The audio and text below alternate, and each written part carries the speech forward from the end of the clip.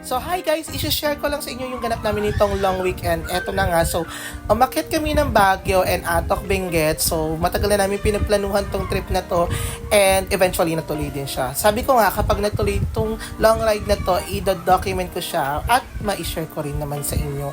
So yun na nga, ang plan namin ay umalis pa akyat ng Baguio ng December 9 and natuloy naman kami. Ang call time namin is 11:30 to 12 a.m. So good thing nakaalis naman kami on time and meron kaming radio. So habang nagda-drive kami paakit ng Baguio, meron kaming communication sa isa't isa.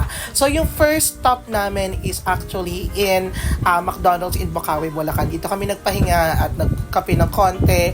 And after a few minutes, nakarating na rin kami ng probinsya ng Pampanga. And hindi ko in-expect na maaga pa rin kaming darating ng province of Tarlac. Although, nagkaroon lang ng konting aberya yung friend ko na siraan ng tambucho. Nag-almusal kami sa Pangasinan and then inabot na kami ng sikat ng araw dito na sa Baguio.